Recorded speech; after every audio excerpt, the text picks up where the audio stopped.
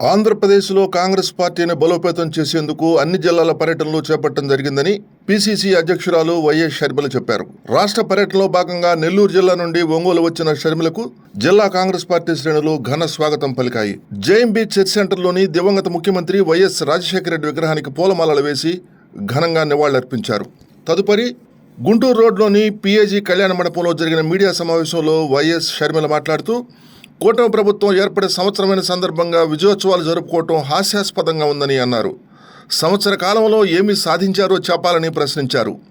ప్రత్యేక హోదా సాధించలేదని, రాజధాని విషయంలో మాట్లాడే పరిస్థితి లేదని, అసలు పోలవరం ఊసే లేదని ఎద్దేవా చేశారు.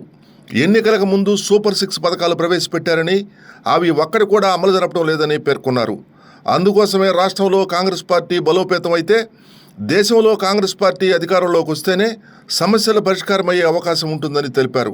వైఎస్ షర్మిల పర్యటన సందర్భంగా జిల్లా కాంగ్రెస్ పార్టీ అధ్యక్షుడు షేక్ సైదా, పార్టీ నాయకులు కైపు కృష్ణారెడ్డి, పాలపర్తి విజేష్రాజ్ ఘన స్వాగతం పలికారు. పీసీసీ చీఫ్ వైఎస్ షర్మిల వెంట కాంగ్రెస్ పార్టీ రాష్ట్ర ఇన్ఛార్జ్ గౌతు సత్యేంద్ర ప్రసాద్, గుంటూరు జిల్లా ఇన్ఛార్జ్ శ్రీపతి ప్రకాశం, తిరుపతి ఇన్ఛార్జ్ యదా సుధాకర్ రెడ్డి మరియు కాంగ్రెస్ పార్టీ నాయకులు, కార్యకర్తలు పాల్గొన్నారు.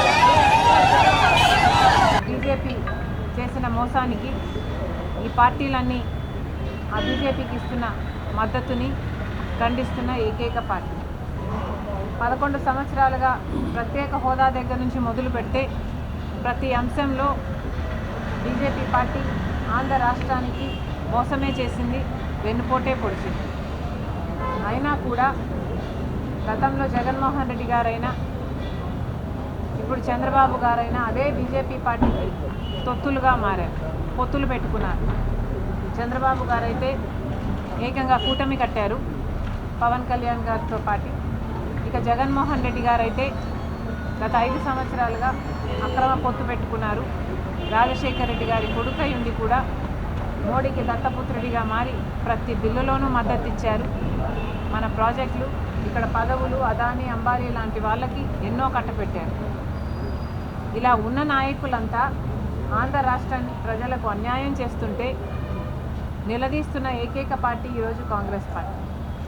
చంద్రబాబు గారు ముఖ్యమంత్రి అయ్యారు, నిన్న పెద్ద సభ పెట్టారు. దాంట్లో 1 సంవత్సరం రోజులు వాళ్ళ పాలనని గొప్పగా చెప్పుకునే ప్రయత్నం చేశారు. డబుల్ ఇంజన్ అన్నారు.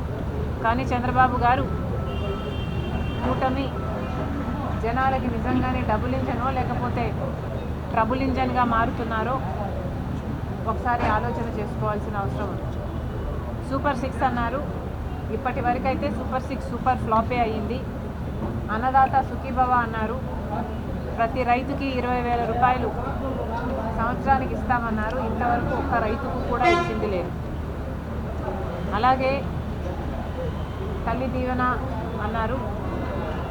దాంట్లో కూడా ఇప్పటి వరకు ఒక్క చైల్డ్కు కూడా ఇచ్చింది లేదు. 15,000 రూపాయలు వాళ్ళు ప్రతి సంవత్సరం ఇస్తానన్నారు.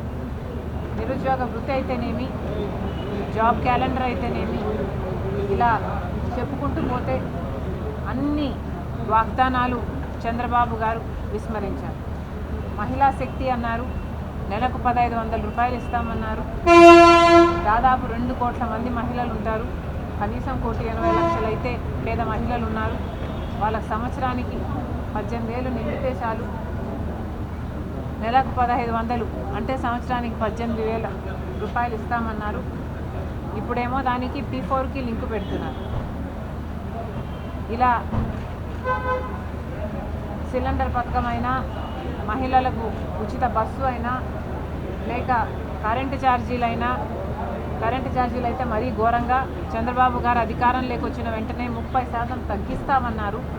తగ్గించడం కథ దేవుడెరుగు.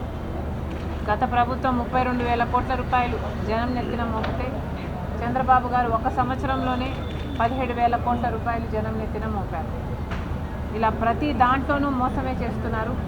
కాబట్టే ఈరోజు కాంగ్రెస్ పార్టీ అవసరం. ఉన్న పార్టీలన్నీ ఇప్పటికి జగన్మోహన్ రెడ్డి గారు ఇప్పటికీ కూడా మోడీ గారి దత్తపుత్రుడే. చంద్రబాబు గారు, పవన్ కళ్యాణ్ అందరూ బీజేపీ పార్టీకే మద్దతు ఇస్తున్నాయి. బీజేపీ పార్టీ ఏమో మనకు వెన్నుపోటు మీద వెన్నుపోటు పొడుస్తూనే ఉంది 11 సంవత్సరాలుగా. ప్రత్యేక హోదా లేదు, పోలవరం ప్రాజెక్టు లేదు, రాజధాని లేదు, విశాఖ స్టీల్ ఇప్పటికీ ప్రైవేటైజ్ చేస్తామంటూనే ఉన్నారు. రాజధానికేమో అప్పులు ఇస్తారట.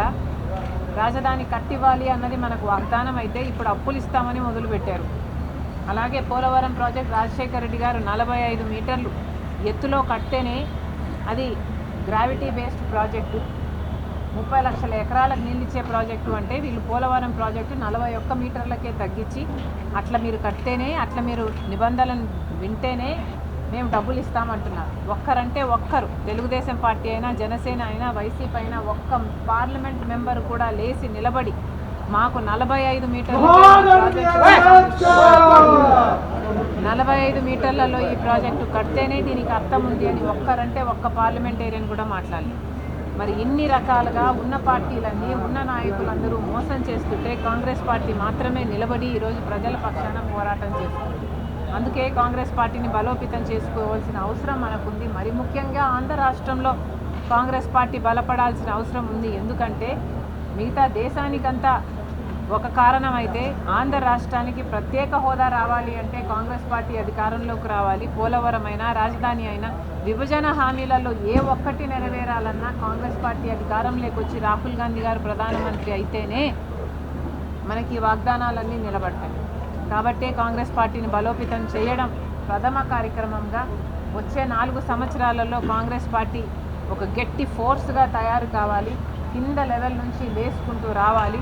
ఆ క్రమంలోనే ఈరోజు కాంగ్రెస్ పార్టీ కార్యకర్తలు, నాయకులు అందరితో కలిసి వాళ్ళ సూచనలు తీసుకొని వాళ్ళ అభిప్రాయాలను విని వాళ్ళకు కూడా సూచించడానికి ఇక్కడ కాంగ్రెస్ పార్టీ అధ్యక్షురాలుగా నేను ఇక్కడికి రావడం జరిగింది.